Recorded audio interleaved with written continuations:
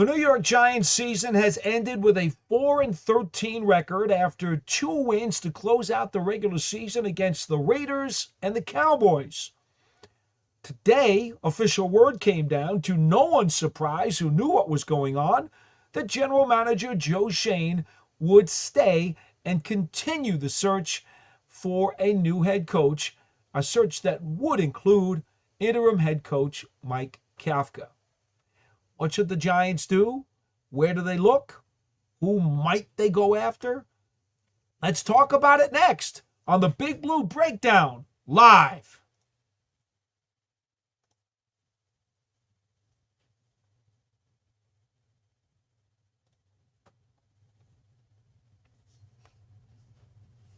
Hi again, everybody. I'm Paul Dottino, and welcome to tonight's edition of the Big Blue Breakdown Live. It's a special edition this evening. As I always tell you folks, we're supposed to be here every single Wednesday night at 8 p.m. Eastern Time. But then what happens? The Giants go and they decide that they're going to do something, and it's newsworthy. They have a press conference or whatever the case may be. In this case, it was the season wrap-up. And so I understand that. It wasn't something they chose to do. It was something they had to do because their season is over. And so, as we indicated to you last Friday, or I forget when it was we were on last week, we indicated to you during that program that we would in all likelihood be back on Monday night as the Giants cleaned out their lockers, and we would hopefully hear from maybe somebody, whether it's the head coach or someone in the front office, about the direction of the franchise. Well, that is exactly what happened today. We got a chance to go through the Giants locker room. We talked to many of the A-lister players, talked to a bunch of guys who are pending free agents. We will discuss those things in a little bit during this program. And then, of course, we had an opportunity basically to kind of mull what the Giants coaching search is going to look like. What we do know is that interim head coach Mike Kafka, as I said moments ago, he is going to get an official interview to apply for the job. I will tell you, he was impressive during his 7 games as the Giants interim head coach. I know the record was 2-5. They lost 5 in a row, and then they won 2 in a row. I get it. The 1-loss record was not impressive. But the way Mike Kafka conducted himself, the way he garnered the respect of the players, communicated with them, kept them together, got these guys to buy in and fight to the end and win games, okay? When a lot of people didn't want the Giants to win, he got them to buy in and win games. There's a lot to be said for what Mike Kafka did, and I'll just go on the record right now, right here, and say that I think Mike Kafka is one dynamite NFL coach. Now, whether or not you view him as a offensive coordinator, a quarterback's coach, or a head coach, well, the beauty is in the eye of the beholder. I won't push that opinion on anyone. You can feel about him as you wish. What I know is that he has the respect and certainly has garnered all kinds of accolades for his professionalism throughout the Giants locker room, for the kind of guy he is. Okay, let's make that clear first, for the man that he is, and then also for his football acumen, his ability to communicate with the players and to try to create things that can work for a football team. Those are all good things. And so Mike Kafka belongs in the NFL in one way, shape, or form, because I don't know what's going to happen, how it's going to land for him, or even if he'll stay with the Giants. But he belongs in the National Football League, and he will have a very good long future in this sport. Then again, as you know, some years ago, there was talk that his alma mater, Northwestern, was going to try to lure him back to the college ranks and give him a very fat and juicy contract to go back to his alma mater as a head coach. And you know what? I could see that happening too. Maybe not this year, but I could certainly see him wanting to do something like that because he's a very proud individual, and I know he views his time there as something very special. So here's what we do know about Mike. We know that he does have an official interview set up with the front office. We know that general manager Joe Schoen has compiled a preliminary list of guys that they are vetting, and that he is going to, well, this afternoon he was going to do it, so it's done by now, I'm sure, although they could be up late at night in the Giants' offices this evening, compiling a list that is being shared with team ownership. Okay? They will collaborate and go through that list together and decide who gets to come in for interviews, perhaps as soon as tomorrow.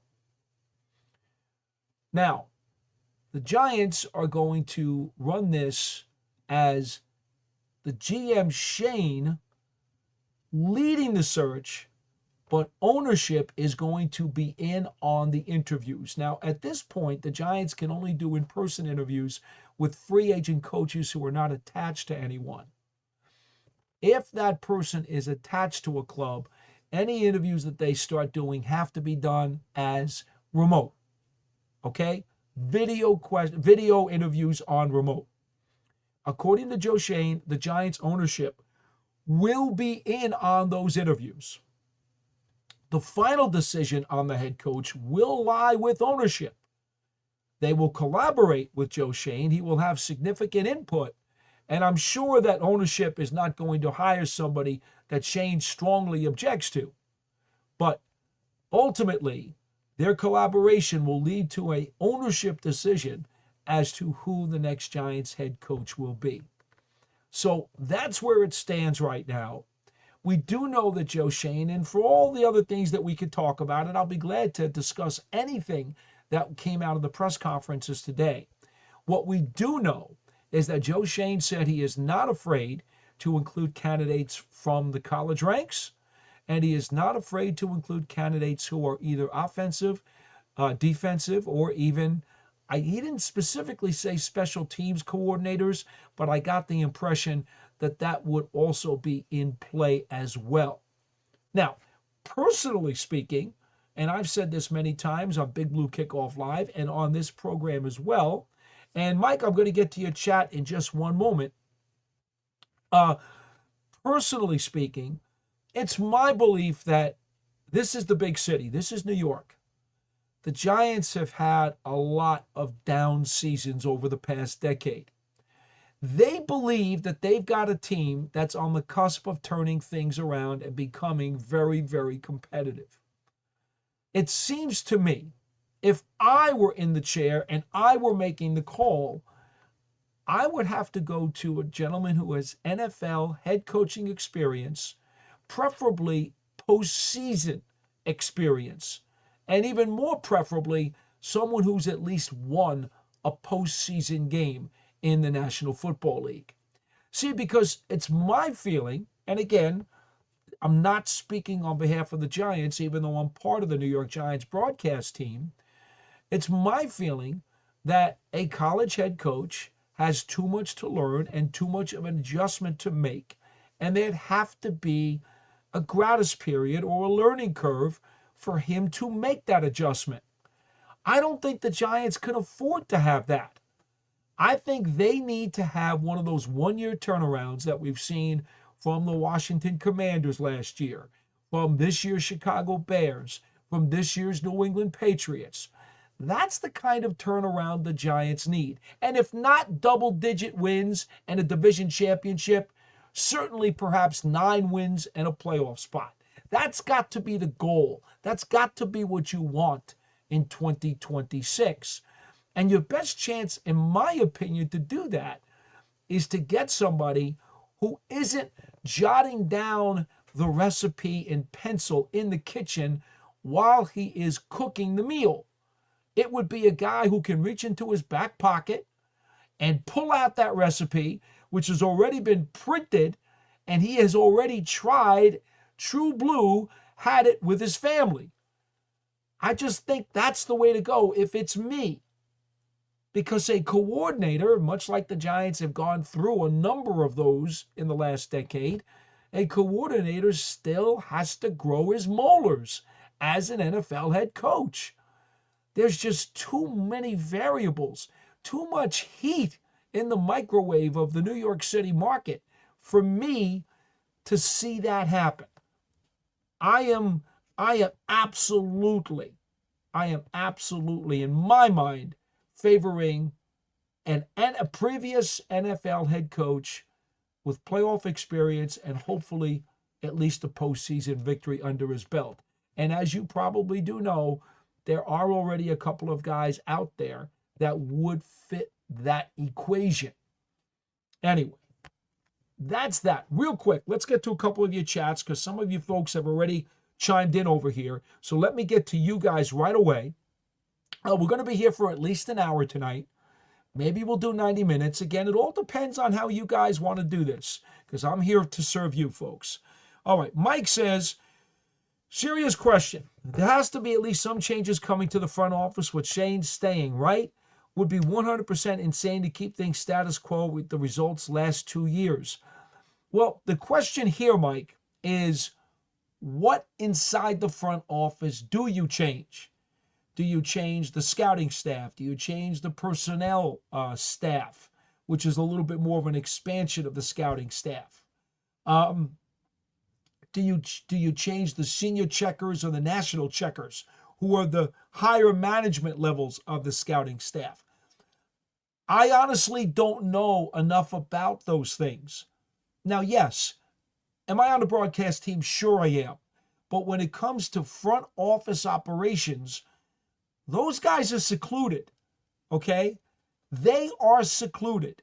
That is not something that any of the broadcasters are involved with. We're not up in those offices. We don't get on those telephones. We're not sitting at those desks or even chatting with those folks in comfy chairs inside their cubbies or whatever it is that they have over in that football ops office. That's part of the building that is actually off limits to us broadcasters. So, Mike, I appreciate the seriousness of your question. Do I know specifically everything about each one of those individuals and what they do to even have an opinion? The answer is no. And that's the beauty of what I do. I'm not afraid to tell you something that I don't know. I won't smoke you. I won't, try to gloss it over. And I'm not going to be a fraud about it. If I don't know something, I'll tell you I don't know it. And if I can get the information, if it's something that is obtainable, I'll be glad to do it. In this particular case, I just don't know about all the little tidy idiosyncrasies of all of the people involved in the personnel department and the scouting department to be able to give you a really good answer here. I just don't. Now, what I will tell you, Mike, is that when teams make changes to those departments, they usually do it right after the draft. Usually. Because what they want to do is take all the work that any of those people did over the course of the past 2 seasons, the collegiate seasons, the pro seasons, because remember, personnel people are pro personnel and college personnel. And they take all of that work and they still have to use it, translate it, interpret it, ask questions about it as they go into free agency and the draft. So if teams are going to make a change in any of those positions, what they usually do is wait till after the draft is over. Okay, we've completed the football calendar year of what we were supposed to do. Now we've decided that this particular chair is going to be changed. This particular position is going to need a revamp. And usually that's when those decisions are made, right after the draft, because too much homework has been done over the course of the fall and the winter that it doesn't make sense to uproot somebody from their seat or their desk right now, because now that just leads to a whole lot of confusion, unanswered questions, and basically a mess, because now you're losing a body who has spent all this time and investment in trying to procure the information that you need to try to make good decisions. So I hope that gives you the best answer possible, Mike, but it's the only one I have. And so perhaps it was enough for you. If it's not, I can't really help you much more because there's just nothing much more I can say about the football operations. Aiden Fink says, good evening, Paul, and everyone watching. He's one of our regulars. Glad I checked your Twitter earlier, and I figured you may move the show to tonight with the presser earlier today. Aiden, didn't we tell you last week we might do this? So you were smart. You were smart. You were checking on that Twitter page, which to me, that's the best use for Twitter, honestly, is for promotional purposes. It's for programming purposes. Because right now, let me tell you, you and I both know this, Aiden. Social media is a septic tank. That's just what it is. It's full of toxin and it's a septic tank. And honestly, if it all went away tomorrow, that would be fine with me. But it is what it is. And so what we try to do here is use it for promotion and for information distribution, which is why, as you know, if you've ever followed my Twitter page, at GiantsWFAN, you will find there not only promotion of the shows and the content that I'm a part of, but also the paraphrasing in real time of the press conferences as they go on inside the Giants locker room or in the podium or at the field house or on the porch. Wherever the Giants are having their news media availabilities, you'll see that I paraphrase in real time what is being said to try to give you guys a little bit more of a feel for what's going on.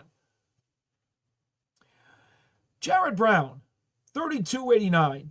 Hey, Paul, just wondering, the coordinators that are in the playoffs like Shula, would they get an interview after the playoffs? How does that whole thing work? All right. There was a problem years ago that the league had to deal with because what they felt is that coordinators who were still in the playoffs, by banning them from having interviews, they basically restricted their availability to go out and get jobs. Teams did not want to wait until those guys were done with the playoffs. And so it was stunting the growth, if you will, of many of the assistant coaches in the league. All right, now let me see here if I did have a calendar for this. Let me see if I have it. Let me see if I have this. I had a calendar somewhere in my computer, and I don't want to quote. Here we go. I don't want to quote any bad information to you, my friend. So here we go, Jared. Here's what we got. Okay. Starting tomorrow, teams who did not make the playoffs or had first-round byes, okay, they're going to have the opportunity to do interviews. All right? If you're employed by a team that did not make the playoffs or you had a first-round bye, you can be interviewed tomorrow on video. Okay? Now, on Wednesday, the league says that interviews can start with teams who did not make the playoffs or had a first-round bye, but if they played on Sunday. See, this is the little asterisk, and this is why I don't like getting involved with this. There's an asterisk here. If the teams played before Sunday, remember the schedule was split into two this past weekend. The bottom line is, over the next 2 days, Tuesday and Wednesday, if your team didn't make the playoffs or if you have a first-round bye, either Tuesday or Wednesday, depending upon when your team played last, you are eligible for a video conference interview. That's the simplest way I can put it. Okay? I hope you guys understand that. That's the easiest way I can put it. If you played on Sunday, you got to wait till Wednesday. If you played before Sunday and there was only a few games, you can do it tomorrow. Okay? That's round one. Okay. Round two. Okay. If you coached in a Saturday or Sunday wild card game this weekend, you can be interviewed for a new head coaching job on January 13th. Okay? That would be Tuesday of next week. Okay. If you were in Monday's wild card game, and remember, there is one Monday night. If you're part of that game, you can interview, again, video conference interview for a head coaching position on Wednesday of next week. That would be January 14th. Okay? Those are the items. Those are the items that you have to be aware of and keep in mind when you are talking about the first round of interviews. Okay? That's the easiest way that I could describe it. And I think beyond that, there's no sense in getting any further into that because that's what the first round of video interviews are about. Okay. Hopefully that helps. Now, let's see. What else do we have here? Aiden says, Paul, will you be doing theme shows again and bringing guests on when the Giants season is over? Aiden, I think that's the plan. You know, certainly news is going to dictate what we're going to do. I will not be back on Wednesday night of this week. We have moved the Wednesday night's show this week to tonight because of the events of today. It was, season wrap-up day. Thought it would be better for you guys that you'd want to have this discussion this evening instead of on Wednesday, so we moved it up a couple of days. So we will not do one this Wednesday. Might we be back next Wednesday at 8 o'clock? I'd say there's a good chance. Again, unless news warrants, we'll try to stick to a regular Wednesday night schedule, 8 p.m. Eastern Time for the program. And yes, we will try to do some theme shows, and we will try to bring on some guests. It'll all be depending upon really how news warrants. I try to do that. I don't fill up this show with a ton of guests. I like to bring them in every once in a while and sprinkle them in because I think I want to make sure that if I'm going to bring somebody on, it's really relevant to a news hook. I don't want to do it just to bring somebody on, especially because I want you guys to be able to, hopefully, if you're not chatting with me, you're gonna hit me up on an audio call or a video call, and we'll be able to have this forum as opposed to just filling up with me talking to somebody. Isaac Moore, 1248. What coach wants to come to the Giants with a lame duck at GM? Well, Isaac, anybody who doesn't have a head coaching job and still wants to head coach, well, that's probably the first group of people who are going to want to come here because it is the New York market, and if you make it here, you make it anywhere. I'm sure the Giants are going to pay very well, and there is a tremendous amount of reward if you win here. That's certainly one item. Second item, I don't want to have to go through everything that Joe Schoen said because, quite frankly, he and Mike Kafka combined, I think between their two news conferences, it was almost an hour. Well, certainly with the time we waited, and then we talked, and then we waited, then we talked. Let's just say this. Well, you know what? Maybe I should go. Maybe I should go to the list. Here is the list. Okay. Here is the list of what Joe Schoen said would attract and has attracted a lot of very good coaching candidates so far. I just want to read this stuff exactly because there was so many little notes and details to write down today. I just want to read exactly what I said from my notes here.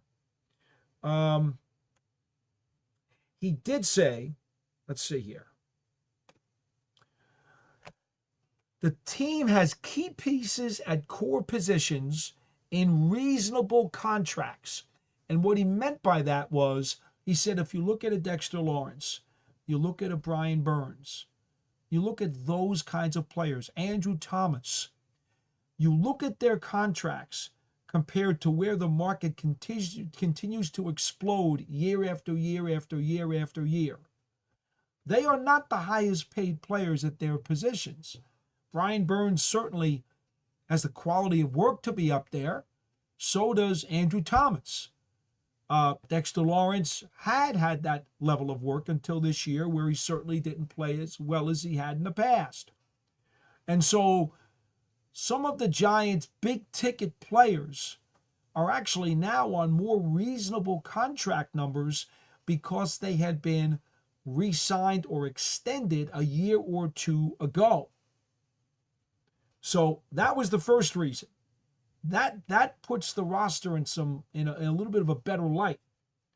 In addition, he said there were good young players here, and the Giants have a whole bunch of young guys who are first, second, third year players, some of whom have flashed, some of whom have been very good, and then others who flat out haven't reached their potential yet. And the hope is that a really good head coach or a really good coordinator or a position coach, would be the kind of guy who's going to get max production out of them. And obviously, someone who's interested in the job is going to have confidence in himself and believe he can get that guy to play like that. I'll give you a great example. Tay Banks. He showed flashes as a rookie. He deserved to be a number one draft pick. He came out of Maryland with an incredible amount of skills. The man has a terrific toolbox to be a dynamite cover corner in this league. Showed a lot of flashes as a rookie. Looked like he was going to be a really good pick. Then the Giants changed defensive coordinators.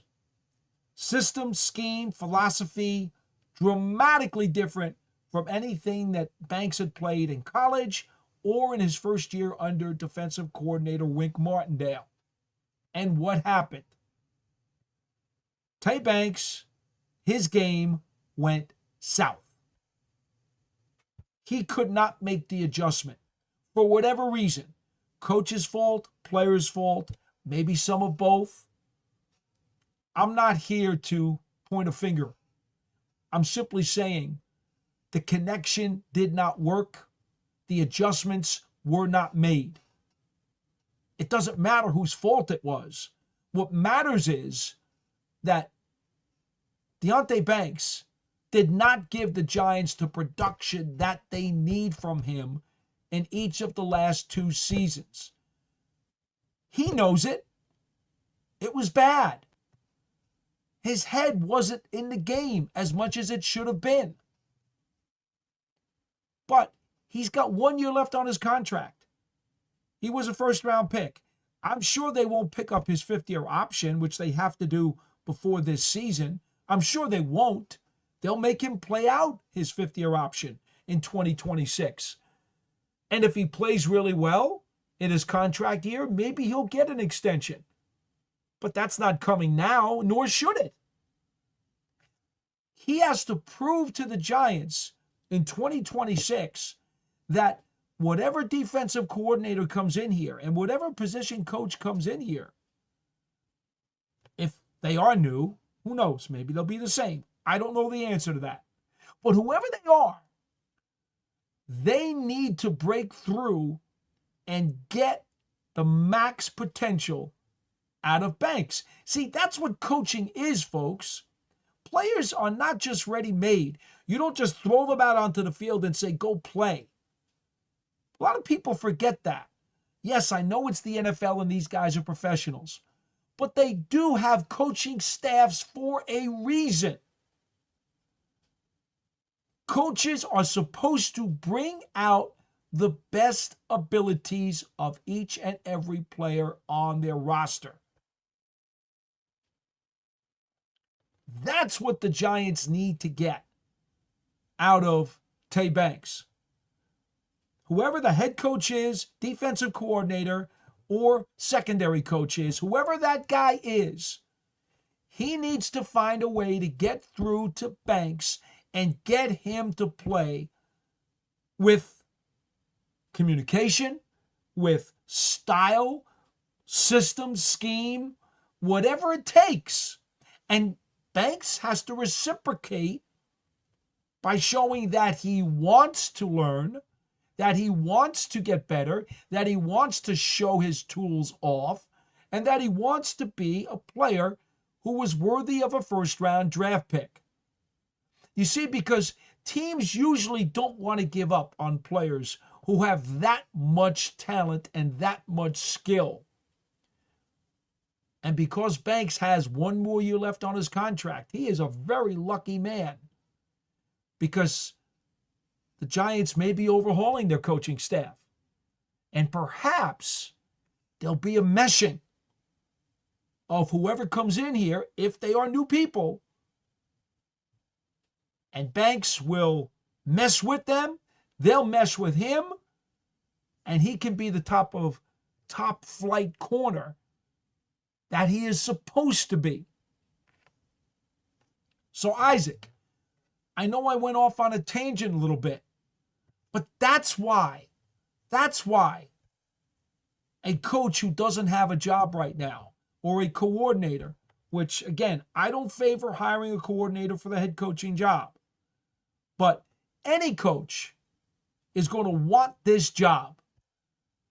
They're going to want it because of the prize that you get when you win, because he's going to believe in himself that he can win. He's going to want it because the Giants have a lot of core people in place at relatively decent contract numbers. They've got a lot of young players who should be ascending if the coach and his staff have the confidence and the proper tools to get the most out of those players.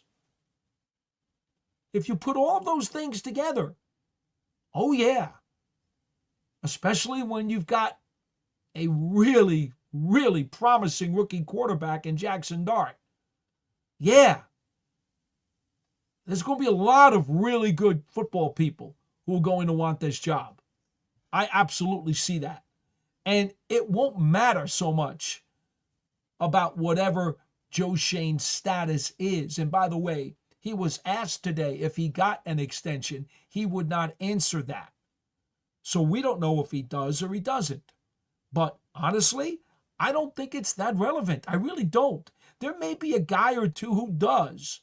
There may be a candidate or two that says, I really kind of needed to know that, and I didn't like what I got, and I'm a little wishy-washy. All right, if it is, it is. But there'll be plenty of people, good football people, who are going to say, hey, wait a minute. There's a lot of ups here, and I have confidence that I can be the guy. Most people do. When they go to interview for a job, they have confidence that they can make it a success. But a good question. Keith's U40. Paul, do you think the health of Mr. Mara has contributed to retaining Joe Schoen? It feels like the time has come to create some sort of president role between the GM and ownership. I don't think so.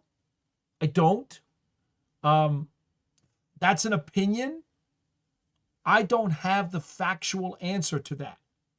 My opinion is that no, that was not a factor here. I will tell you, the Giants do not have a team president. And one of the things that's very difficult for John Mara is that not only is he co-owner of the New York Giants, and he has to obviously oversee everything that's happening in East Rutherford, but the other thing is he is one of the major power brokers of the National Football League. You know, when you talk about the people who hold the biggest stick in the NFL, you know, Roger Goodell's inner circle of power owners in the league. You talk about the John Maras and the Robert Krafts and the Arthur Blanks and the Jerry Joneses. We all know who those guys are. We know who the lead owners are, that they're the ones who are always consulting with the commissioner, who are always at the league meetings giving out interviews about policy changes, the competition committee, and this and that and whatever else. Yes, John Mara is one of the power brokers of the league. And quite frankly, I often admire at how much stress he puts himself through, the tireless work ethic that he has, because his father was that guy. Wellington Mara was one of those guys in the NFL for years and years and years. His stature and status in the league was incredibly high, in addition to being a co-owner of the Giants.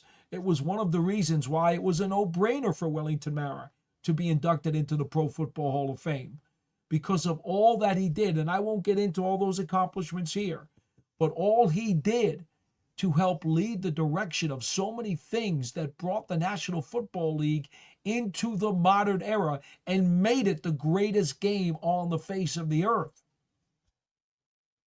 So, yeah, it's John Mara's responsibility as he moved up the ladder and he was placed in the chair when his father passed, that he would not just be co-owner of the New York Giants and the guy sitting at the lead spot in the boardroom. No, that's not all about. That's not what this job is all about. This job is also about helping out the National Football League in maintaining its proper direction.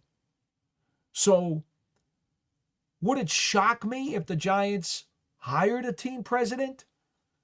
Because John Mara has quite a full plate and is obviously battling cancer, something that I would not want to take on under any circumstances, especially under the pressure that he faces, not just league pressure, but obviously franchise pressure. I have tremendous admiration, and honestly, I feel for him. It's got to be almost unbearable to have the world on your shoulders like that, as much as he has had to fight and has had to try to navigate so many things. And in addition to that, the team's record has been really poor for most of the past decade. Mikey C. 483. Antonio Pierce as head coach. Brings in Davis Webb as quarterback coach and assistant OC. Keep Kafka as OC and hire Brandon Graham as assistant DC with his next hit assistant on DC. Bradwood Graham is what you spelled out there. Yes, that's a typo. That's a typo. I assume you mean the Graham who was already here with the Giants as a defensive coordinator before he went out to Las Vegas to be with Antonio Pierce. I assume that's what you mean. Davis Webb, and by the way, Patrick Graham, I have great admiration for. Really, really good guy, smart football man, and he's done some things in this league that certainly deserve applause. So I, as I always say on this program in Big Blue Kickoff Live, I won't tell you who I think the Giants are talking to or who they want. I'm not going to get involved in those predictions. That is of no use to me. It makes no sense. Whoever they talk to, I'll find out when they do. And whoever they hire, I'll find out when they do. Because you know what? Regardless of who it is, my job remains the same. I've still got to talk to them, interview them, and ask them questions. So it really doesn't matter in that regard to me, because it's simply a function of my job to talk to whoever it is who gets the job. But what I will do is this: when you ask me about a particular person like Antonio Pierce, who I have great respect for, a lot of admiration for, he's a tough cookie. He's strong, a strong personality, loves the game of football, understands players' mentalities. I'm a big Antonio Pierce fan, and I like him an awful lot. And I think that any coaching staff would be very, very pleased to have him on their roster. I am an Antonio Pierce fan. I am also a very big Davis Webb fan, as you guys probably know if you have followed my work for any length of time. Coach's son, very smart, great demeanor, workaholic. It's amazing. The Giants have had so many workaholics in their quarterback room over the years, whether it was Eli Manning or Davis Webb or Daniel Jones and now Jackson Dart. Those guys I mean, we're talking like 25 hours a day.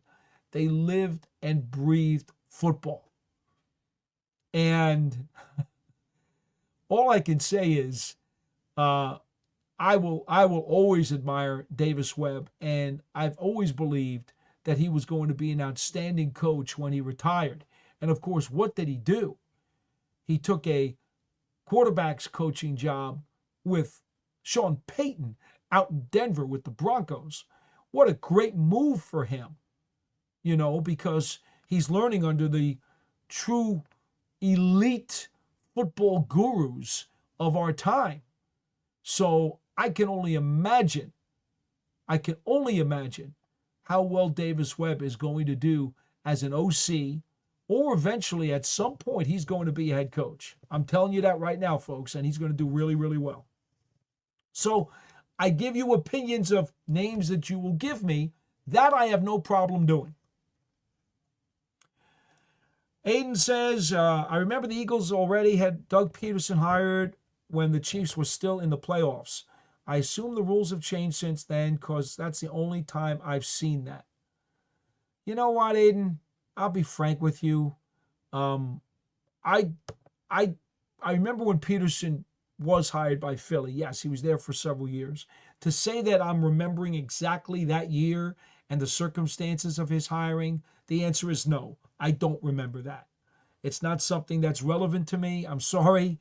I'm only concerned right now with today and today only, and every 24-hour period that goes forward, trying to keep track of what it is that the Giants are going to do.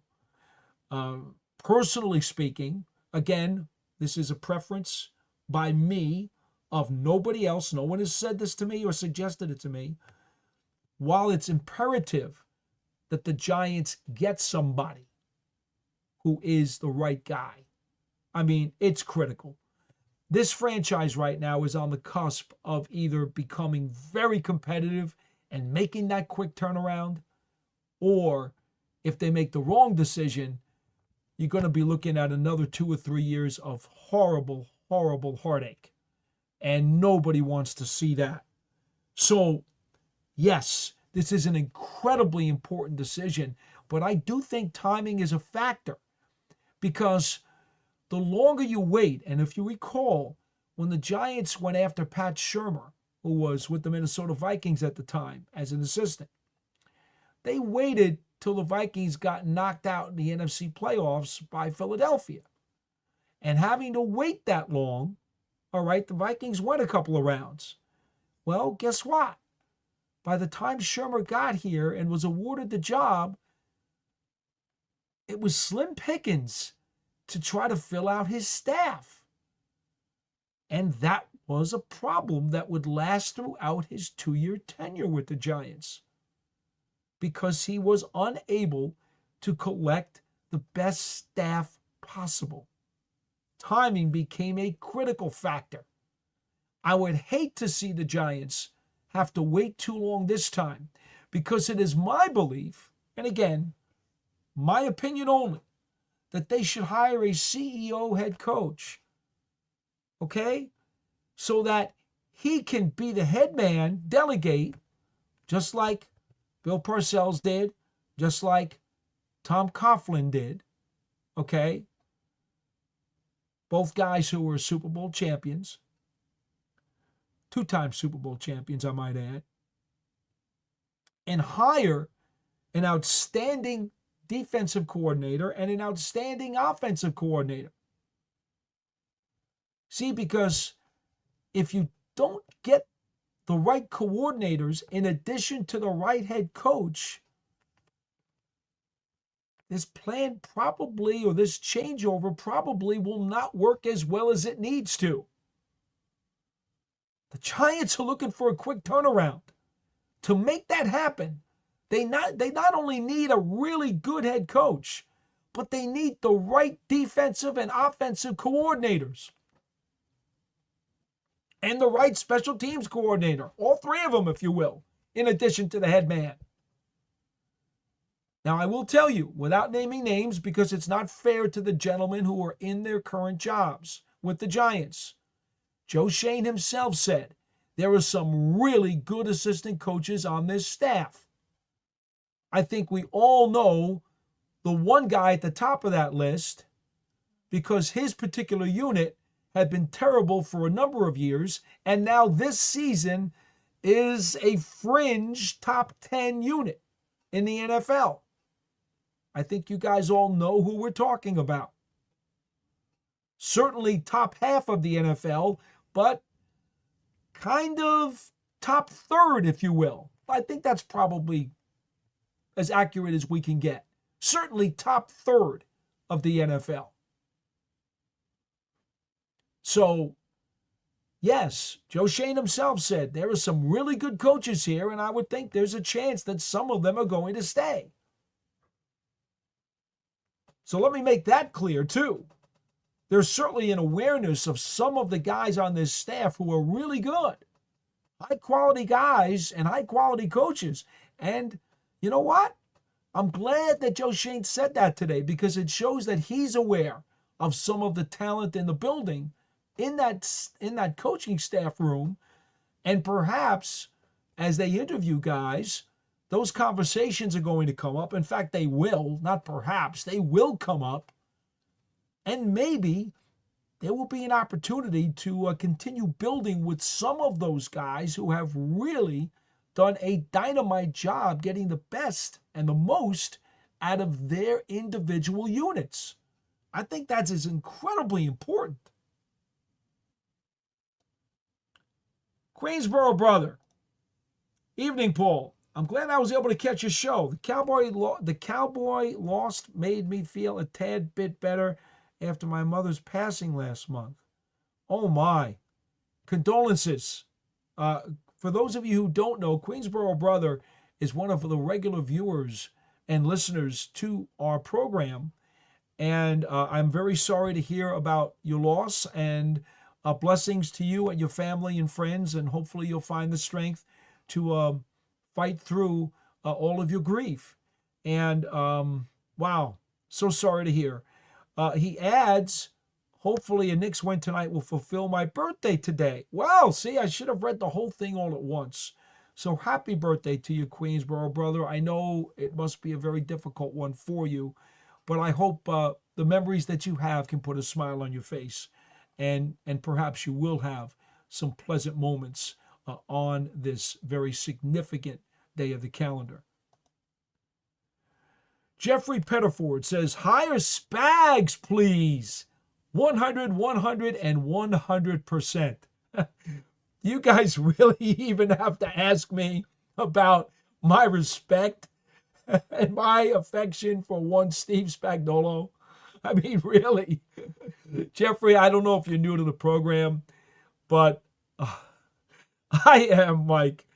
If there were a Steve Spagnuolo fan club, I would have been one of the first 10 people to sign up for it, I guarantee it. I mean, I'm sure he's got a few fanatics who are even more over heads over heels about him than I am, because, you know, he's that great in so many ways. But yeah, I'm just a huge Steve Spagnuolo fan in every way. He's a great man. He's a great coach. Just a great human being. And man, does he know his football. And does he get the best out of his players? And does he trust his players? And do they trust him? Yes, yes, yes, yes, yes. You know, Andy Reid is going to go to the Hall of Fame because of the second half of his coaching record, more so than the first half of it, although he won a lot of games in Philadelphia and made a lot of postseason appearances. But it's the second half of his career with the rings, the jewelry, and the mini dynasty, if you will, in Kansas City that is going to give him a ticket to Canton. And you know what? It's not a coincidence. He got all of that stuff to happen to him when he brought Steve Spagnuolo back to be his defensive coordinator in Kansas City.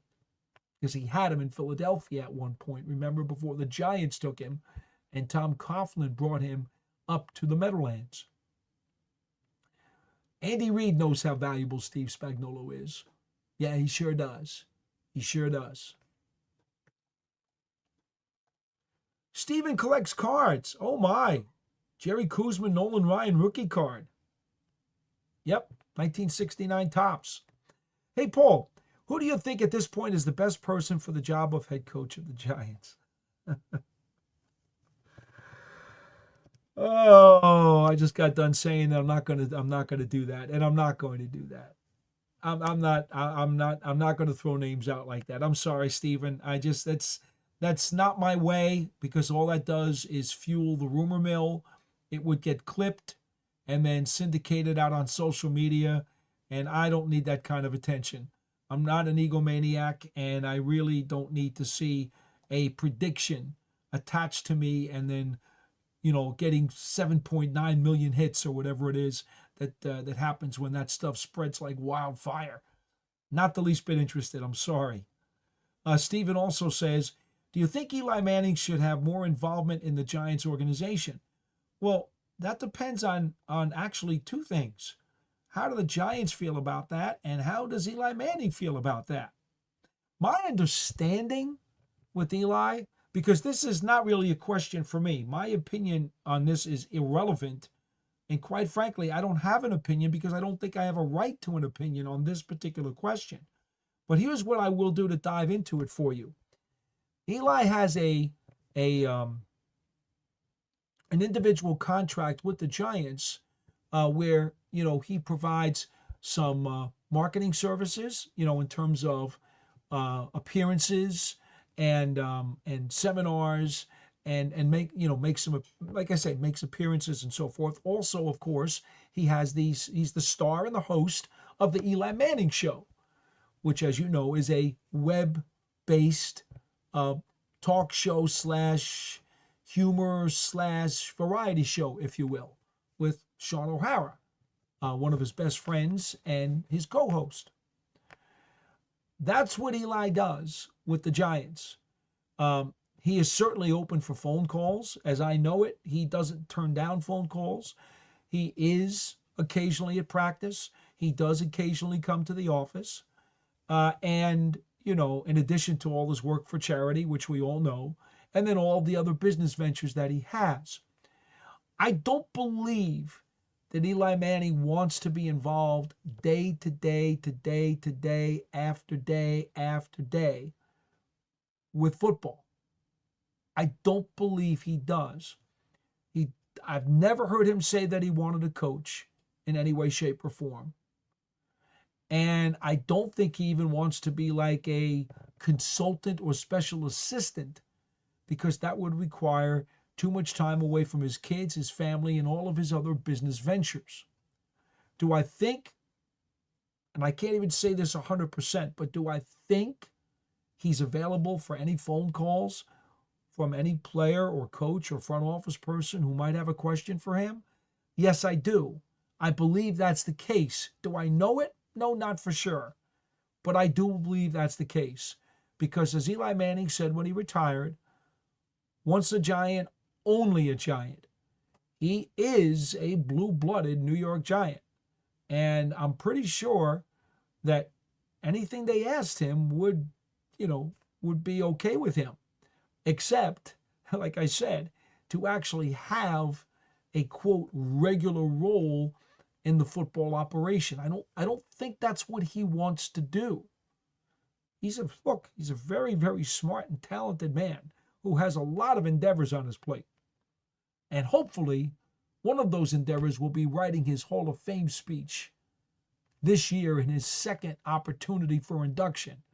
If people can get, Watts out of there, Watts, and get themselves together and vote this man in. Freedom 341 NYG. Yes, Freedom was one of our regulars. Good evening, Paul. I really like your idea of a proven coach with playoff experience. Go Giants. Mikey C, 483. They have to wait. AP is available. So Mikey C is an Antonio Pierce guy.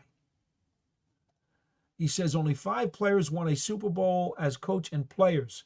Give AP a chance to accomplish that success and start. Where's the number 6? So, Mikey C, are you a numerologist? Yeah, as far as I know, I believe that's the name for those folks who believe that certain numbers possess certain powers, right? The way that they line up or that they indicate certain things. And there's a certain karma and fate, if you will, attached to certain numbers and combinations. All right, here we go. Stephen collects cards, says, I like a guy like Mike McCarthy or Spags personally, Tomlin, if he's available. Well, you know what all the reports were in the national media? That the loser of last night's Baltimore-Pittsburgh game might part ways with his NFL club. Well, the Pittsburgh Steelers won the game. And so Mike Tomlin has broken his streak of one-and-dones in the playoffs. Well, actually, no, he hasn't, because this was just a play-in game to get into the playoffs. Let me take that back. He hasn't broken his streak of one-and-dones. I suspect that they will keep him. They won, and they're in. As of right before we started this program, and I'm going to go look now, unless you folks can tell me that you see something. As I started this program, there was nothing to indicate that John Harbaugh was parting ways with the Baltimore Ravens. Here we go. Let's see here.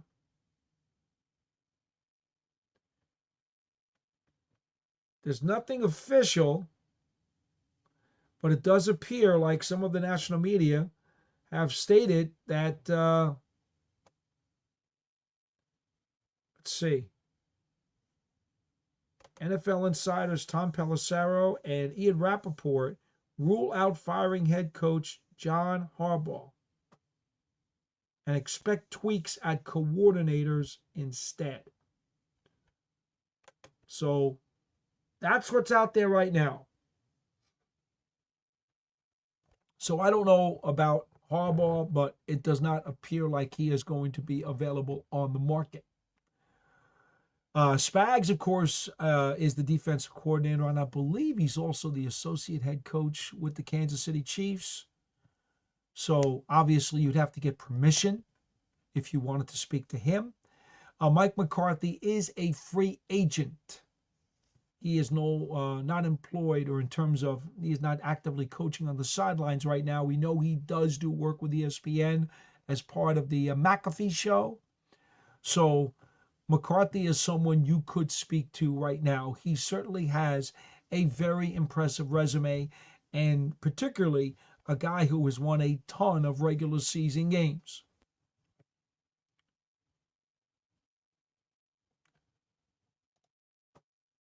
John Professorio 7005 says nobody can put a positive spin on the Giants season like P. Dottie.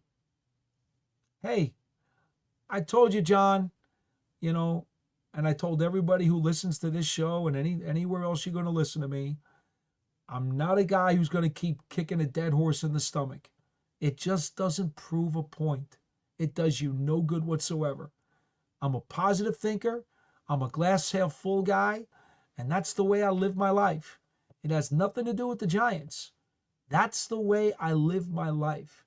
It helps me remain energized, and it helps me get through a lot of ups and downs that come with everyday things in this world. That's just the way it is. John also says, old memories, Spags, not a head coach. Wants to know, am I putting my hat in the ring? No, I do not wish to put my hat in the ring. John says, P. Dot wants Mike Kafka. I have great respect for Mike Kafka, and I absolutely believe he's, as I said before, he's going to be a successful coach in this league. I personally like the guy a lot. Do I think he is the best coach for the Giants right now as head coach of this team? I don't know that answer because I don't know what the full pool is. I told you guys this a month ago. until you find out who all the available candidates are. And I think we may have even discussed the fact that potentially Harbaugh or Tomlin would pop free. Immediately, they would go to the highest level of the list. They'd have to. They would have to for any team that needs a head coach. Kevin Stefanski is another guy. We know Cleveland just parted ways with him. Stefanski did a marvelous job in turning around the Cleveland Browns. In fact, 2 double-digit win seasons when they went to the playoffs. There's no question Kevin Stefanski is a top-notch, proven head coach in this league. You know, I mean, that's the part about Mike Kafka that's not fair. Because if you're going to compare him to other candidates, that's fine if they're somewhat on a similar playing field. But if you're going to compare Mike Kafka's head coaching resume to someone like Mike McCarthy or someone like Kevin Stefanski, their resume is going to weigh a lot more. It's going to carry a lot more weight than Mike Kafka's 7 games with the 2025 Giants. No matter how much you like Mike, okay, no matter how much you do, those resumes are not going to be on the same playing field. They're just not. Now, you then have to dig deeper and figure out what you like, what you don't like, and which guy you would prefer. But if you're strictly looking at the value of the resumes, guys like Stefanski and McCarthy have very, very heavy resumes. And no, John, he also asks, will Eli coach the Giants? I already got through that. Eli is not interested in coaching, as far as I know, unless it's for his children in some of their youth organizations or leagues. Harlem X says, hey, everybody. Hey, Paul. Sorry I can't participate tonight, but I'll be downloading this episode to listen back when it comes out. Hopefully everybody's doing good. No problem, Harlem X. You're one of our loyalists, you know. You're with us almost all the time. You can't make tonight's show. That's okay. But we do appreciate you listening on the archive anyway. Absolutely. So, you know what? Then you won't miss the show. You'll still be part of it. And we just read your post anyway. So you are actually part of it. How about that? John Professero says, can we get Jason Sehorn to coach the secondary? Again, unless something is news to me, I don't believe Sehorn is coaching at any level of football. Aiden Fink says, Eli is a great coach. 2-0 in Pro Bowl games as the head coach. Oh, should we throw that onto his Hall of Fame resume as well? Right? Or should I say, hopefully inducted into the Hall of Fame resume? He won 2 games as the Pro Bowl coach. Oh, that made me laugh. Queensboro brother, I deeply appreciate your condolences, Paul, and the memories with my mother were golden. Bless you, man. That's wonderful. Really is. She was the best mother son could have, and you have a blessed day, and thank you, my friend. Wow. Yeah. That's a dose of reality right there, folks. You know, for those of you who are fortunate enough to still have your parents, you know, I still do, and I'm very, very grateful. Very, very, very, very grateful and appreciate everything that I have gotten from them over the years. Yeah, that kind of post really does hit home, and I'm just very grateful for every day that I have mine. Some greetings here to Harlem X from some of our other listeners who are certainly regulars. Isaac Moore, 1248 says, maybe Chad Powers can help out instead.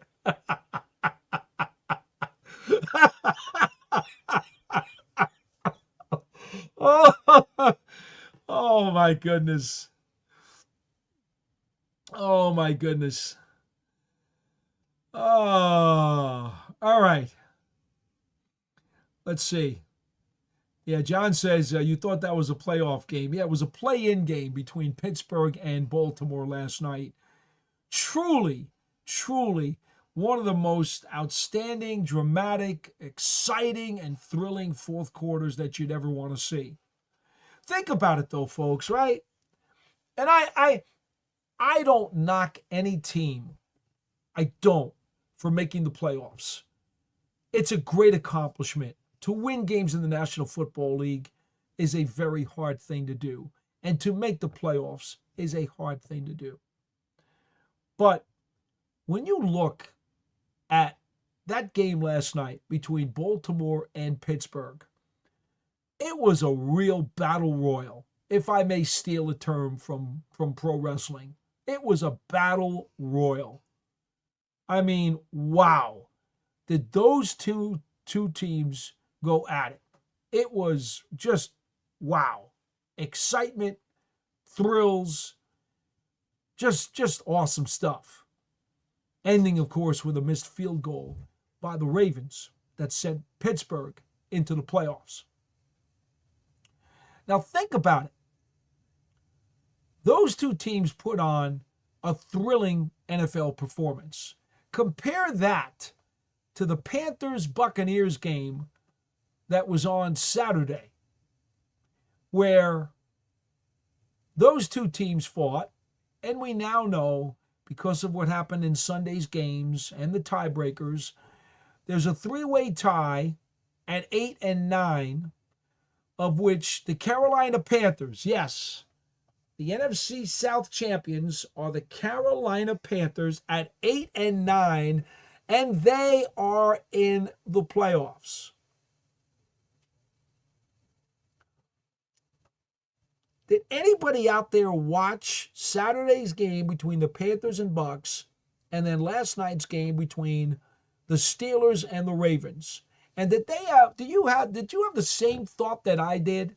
Like, these four teams are on totally different planets. The Ravens and Steelers look like they belonged. Both of those teams looked like they belonged to have a chance to compete into the postseason and at least take their best shots against somebody. Did the Buccaneers and Panthers look like playoff teams to you? They've both finished at 8-9, okay? They finished at 8-9. The Falcons finished at 8-9. So you got a three-way tie at 8-9 for first place in that division, and the Panthers won the tiebreaker for the right to go into the first round of the playoffs and likely get totally crushed. Because if you watch that game between Tampa Bay and Carolina on Saturday, wow. If that's all you have to be as a team, if that's all you have to be to get into the fringe of the playoff conversation, I don't think you folks really need to hear what else I want to say about that. But that is not a very tall mountain to climb. If that is the standard to be in playoff contention, it will not take much for many teams this year that ran out of it early to be right back into the thick of the playoff race in 2026. In fact, folks, let me give you some information. This season, 6 teams, okay? 6 teams. No. 1, 2, 3, 4, 5, 6. Yes, I'm counting it correctly. I wanted to make sure I could read my scribble. 6 teams this year are in the NFL playoffs that did not make it last year. So they went and turned their seasons around in one calendar year. Carolina, Chicago, San Francisco, and Seattle in the NFC. New England and Jacksonville in the AFC. So that's 4 NFC, 2 AFC. A total of 6 teams who did not make the playoffs in 2024 and are now in the 2025 playoffs. Now, for those of you out there who think this is a fluke and who think that, all right, whatever, it's a long shot, it probably doesn't happen very often. How about this?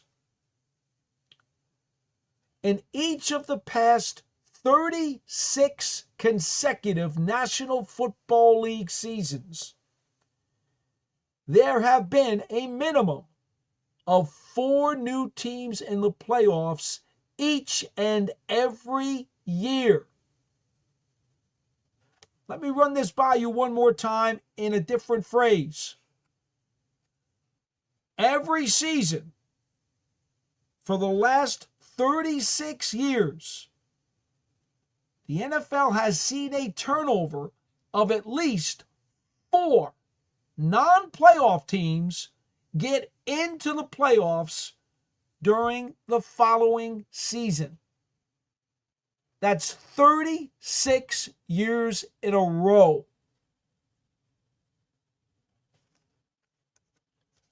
Wow. If that doesn't give you some hope, some reason to be optimistic, if you're a team that has a really good young quarterback, some young players who show a lot of upside, and some really good veterans who are solid, if not star players at their position, all they got to do is make sure they've got the right staff to put those things in place. And making the playoffs should not be all that difficult. Just saying.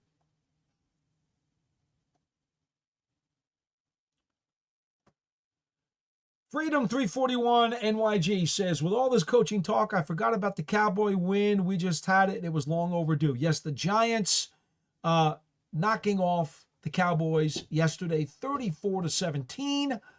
It was, by the way, snapping a 9-game Cowboys winning streak in the all-time series.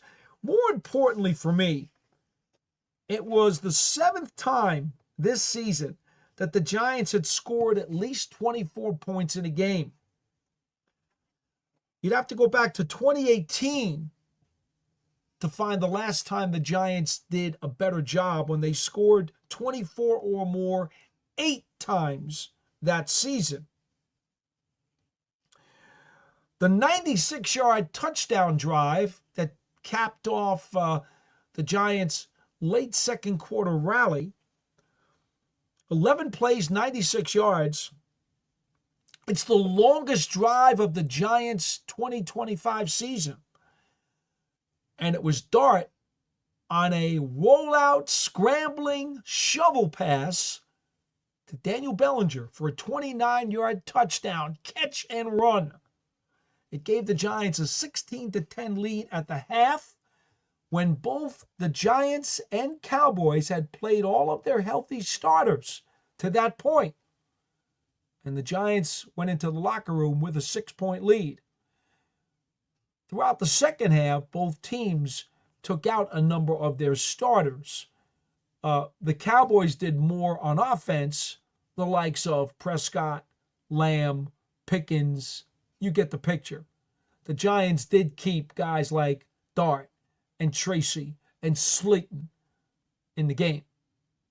But they did take out a lot of their defensive players in the second half as well, and still went on to blow out the Cowboys' reserves and win that game, finally getting a victory over the guys with the stars on their helmets. So yes, Freedom, I'm glad you did bring that up, because it was a real fun locker room afterwards. And of course, as you know, the Giants did present an honorary game bowl to co-owner John Mara, and he could not have been more pleased, to have that victory as he continues to fight against cancer. Harlem X says, Harlem X did stick with us for a bit. Says, I see people want Spags back. I say get him, either him or Wink back as defensive coordinator. I have no clue about head coach. I'm curious, though, why not bring in some legends as position coaches and mentors. Harlem X, here's what I will say about the legend situation. Brian Dable brought in, during the course of the spring and the summer, a legend quite frequently to Giants practices so that they could come and watch and then speak to the team at the end of the practice session. He believed that the Giants tradition and the Giants lineage of great players and great teams is something that is worth saving and is something that should have been a part of this team's education. It was certainly one of the things that Brian Daboll did extremely well in his time with the Giants by encouraging and arranging for these vets to come in and have the ability to talk to these current players and give them an understanding of what great Giants football is all about. So I don't know what's going to happen in 2026 with that type of program or plan. What I do know is that most of the legends that we talk about, for example, on our broadcast team, we have Howard Cross, we have Carl Banks, we have Jonathan Casillas, we have Amani Toomer. We've got guys on the broadcast team, and Sean O'Hara, I got to mention too, and of course Eli Manning. Those guys are not interested in coaching. Coaching is too hard. It is a grind. It is stressful. It takes up much too much of their time. And so that's not something that those guys really want to do. In terms of Spags, I've already told you, you know how I feel about him. I was also a big Wink Martindale fan. I did like a lot of what he did as a football coach. I don't like how the abrasiveness resulted in the end of his tenure with the Giants. And no, because he walked out on the Giants with that last blow-up that he had with Brian Daboll, I don't think he would ever be welcomed back into the organization. I can't say that for sure, but that would be my assumption. Okay, let's see here. Steven Collects Cards says John Gruden would have been perfect if it weren't for the legal issues with the NFL. Steven, I think you could say that for a lot of teams who would have probably been very interested in making a call to John Gruden. But you are correct.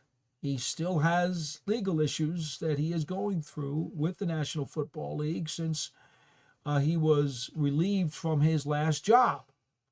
And so consequently, I don't know if we'll ever see John Gruden on the sidelines again for a team. And by the way, he's doing really well for himself, obviously. I certainly enjoy listening to him, and I really, really appreciated his series of quarterback school programs on ESPN. He's been doing that now for a couple of years. And, of course, last year he did one of those sit-down shows with Jackson Dart. And as much study and as much conversation I had with people about Dart, I was a big fan already. Thought that next to Ward, there was no question in my mind that he would be the number 2 ranked quarterback on the draft board if I were picking. And when I saw that show with John Gruden, it just made me feel even all the more better about Jackson Dart. And you know what? What you see is what you get. That is Jackson Dart. There's nothing fooling you when you watch him or see him in that program. That's the real deal. That's the real guy. And it's a very exciting time around these parts knowing that he's the quarterback of the New York Giants. Okay, Mikey C, 483, says Mike Kafka never got fewer chance. He was OC when the G-Men went to the playoffs. This year he was offensive coordinator, and we scored the most points in years.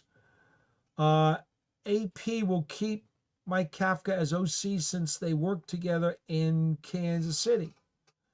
Well, obviously both guys are tied in some ways because of their connections also to Steve Spagnuolo, for sure. Understood. I will tell you this.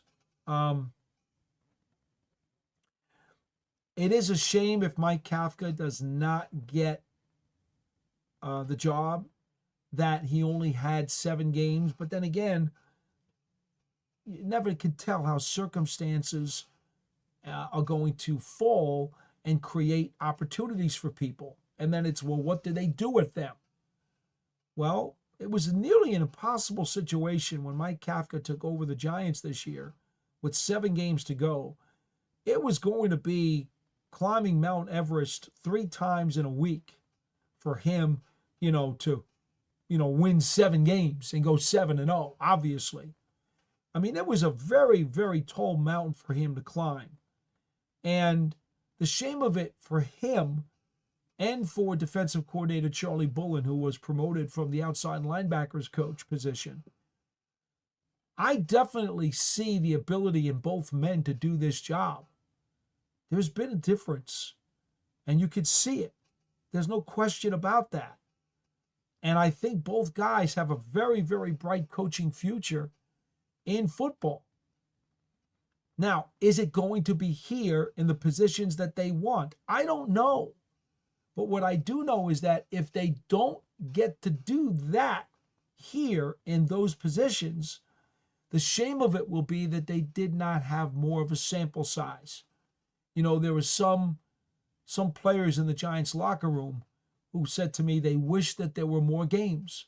They wish that they could still keep playing.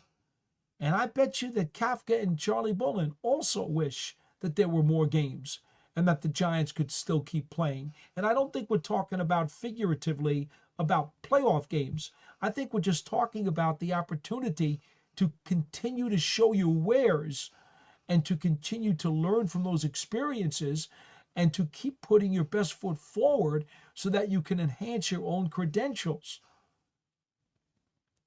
But an interesting comment, Mikey. Thank you very much. Steven Collects Cards says the Giants certainly have the pieces to be successful for a long time. The team wants a leader, and Tracy said he wants a dog. We have a hungry team, and hopefully we can win a few Super Bowls soon. Very nice, positive comment. John Professero, 7005, says, again, Paul, you were in favor of a young coordinator or someone with more coaching experience, not necessarily a winning program.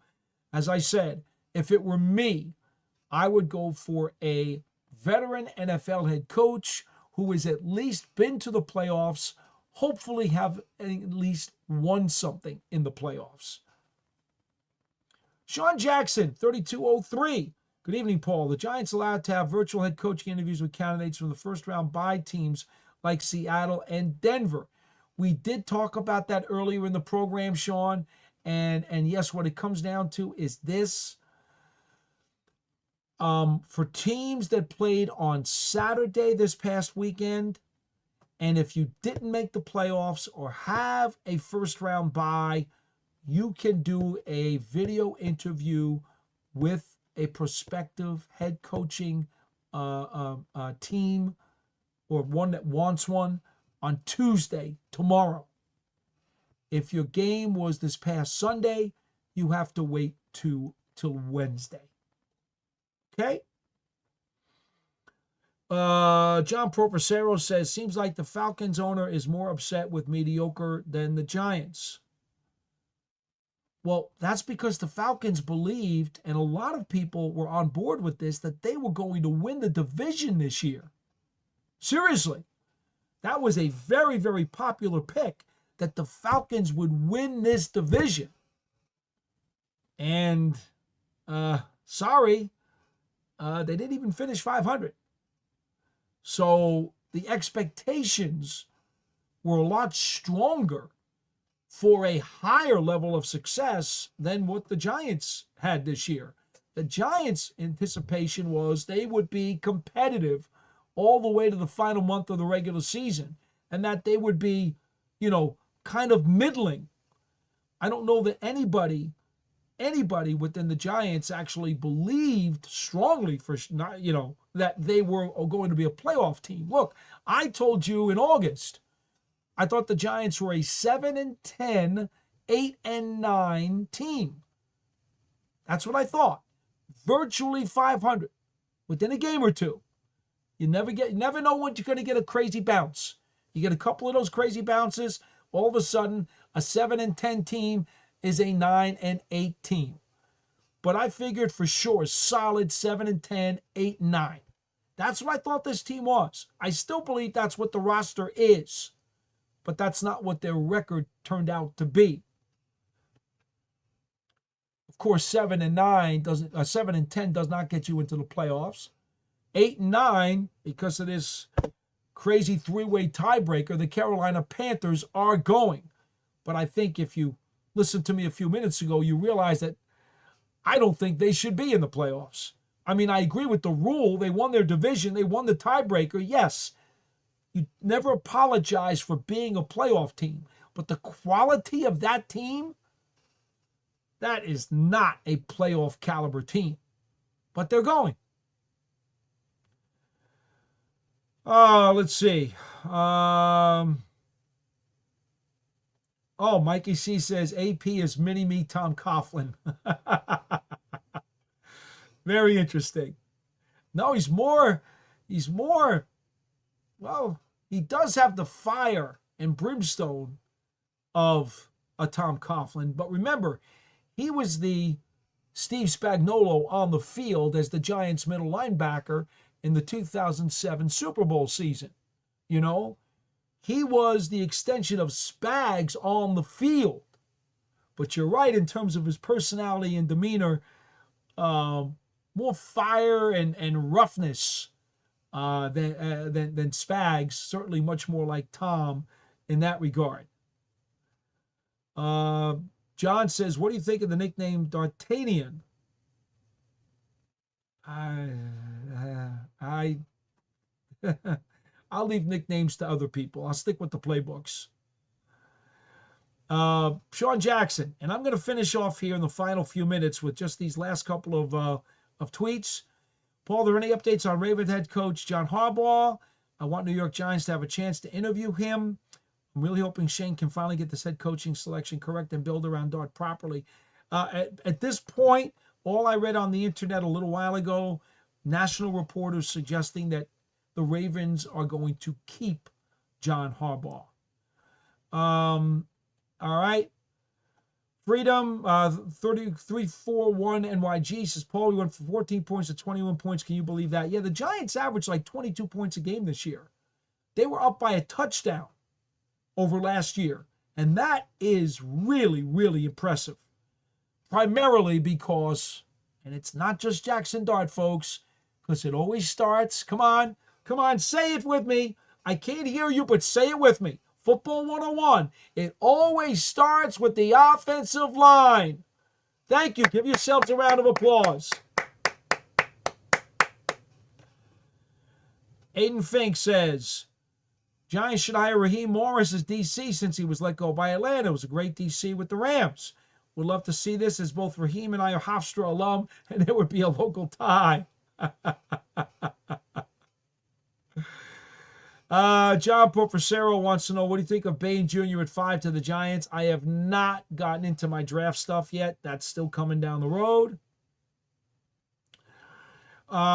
Chris Spires, the 4ZD, says, when we'll know who the Giants will interview? Well, again, interviews can begin tomorrow. And if it's anything like the last time when the Giants went through this interview process, they did release names of guys they interviewed after those interviews were over. So I don't know if they're going to do that again. I suspect they probably will. So you may get some indications tomorrow as to the first people who get those interviews. Chris also wants to know, why is John Mara okay with a mediocre GM? Well, I think the statement, and do I have that handy? I'm going back. I'm going to let you hear. I will read the statement for you. If you did not see it, and maybe you didn't, and I know it was all over the place, but if you didn't see it, I'm going to let the statement speak for itself because there's no reason for me to have to give you a reason. I have a lot of reasons why personally I would have kept Joe Schoen personally if it was my decision. But you don't have to agree with that. As I said to the gentleman today, I believe it was Lorenzo on Big Blue Kickoff Live, I said, look, you can have your opinion. I'm going to have mine. I'm not going to change your mind on this, and you're not going to change my mind. We can agree to disagree. I happen to think I would have kept Joe Schoen. A lot of people wouldn't have, and that's okay because we don't get to make that call. The people who do decided what they decided, and our opinions were not consulted. The statement from John Mara, really, and Steve Tisch, it's a joint statement, and it's right here, okay? It's right here. Continuity and stability in the front office is important to our progress, and we believe in our young core of talent, which we can build around for future success. Well, who do you think acquired that young core of talent? That was Joe Schoen. So the Giants co-owners, John Mara and Steve Tisch, they say it right there in their statement. You don't have to like it. You can have whatever opinion that you want to have. You're certainly welcome to have whatever opinion you want to have. But you ask for a reason, they're giving you a reason. And it is what it is. You're not going to change their mind, and I don't think they're going to change yours. And that's okay. That's okay. John says, John Professero says, fair point on Falcons. Paul, back to the coaches. Comment on the success other teams have had with coordinators turn head coaches. There's a lot of them. I know. This is New York, right? This is the big city. The spotlight is hot. The Giants, I believe, are on the cusp of either, as I said earlier in the show, of turning the corner and becoming a really respectable team and a highly competitive team and ready to take off, or on the cusp where if they make the wrong choice, it's going to be 2 or 3 more years of really difficult navigation. Okay? This is like a tipping situation on the cusp. It could tip either way. This is a big one. I would not want to leave that situation in the hands of a young coordinator. If it were me, it would have to be somebody who had better, more stable, more heavy qualifications than that. If it were me. But that's just me. Real quick. Aiden Fink, do you expect the head coach hire before the Super Bowl? I know you don't like guessing, but in your opinion, I would think so. Yes, I would think so. LV Giant 72. Hi, Paul from Las Vegas. Hey, hello to you. Did I see you while we were out there a couple of weeks back? Just wanted to say congratulations to Giants for breaking Dak Prescott's 14-game winning streak versus Big Blue. Yes, even though Dallas had won 9 straight games in the series, Dak Prescott had won 14 straight starts in the series. Remember, he had been injured, and it was during one of those games he missed that the Giants had won. He says, thanks as always for your commentary and insights, and thank you so much. Thank you so much for participating in our program. I hope you got a chance to go out to the game against the Raiders out at Allegiant Stadium. All right, and quickly, my last comment here, or my last chat, Sean Jackson, 3203, says, Paul, how crucial is this upcoming New York Giants head coach hire historically franchise-wise? Giants could be set back for more years and ruin Dart's timeline without the correct head coach and staff or coaches. Can't screw this up.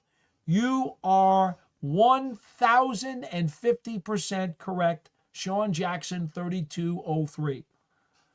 That right there, this folks, you want to take a picture of this chat right here? This is the most spot on chat of the entire evening. Okay? It is the most spot on. I've already mentioned this exact concept twice during the show. Sean, with his question, states it all again. Not only is it the impact or the effect that it could have positively or negatively on the franchise and the team's record, but you even went a step further, and you're right. the development of quarterback Jackson Dart, which ultimately, since he's the quarterback, is in lockstep with the fate of the franchise. So yes, if things go bad after the new staff is put in place, that probably bodes poorly for Jackson Dart as well.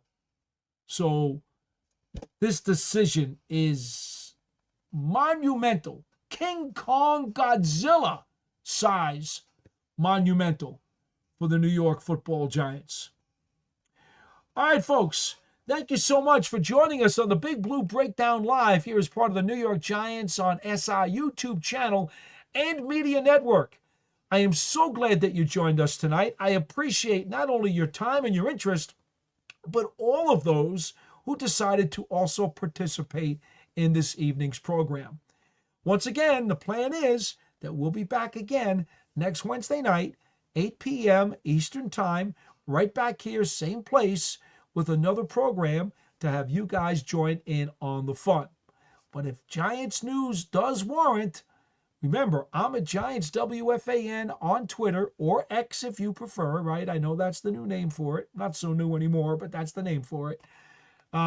Keep it there, and I promise I will get you a promo up as soon as I possibly can if we're going to change the day and the time of the program. So until then, everybody stay well, enjoy watching the NFL playoffs, and, well, just keep your ears to the ground for more New York Giants news. That'll do it for tonight. So long, everybody.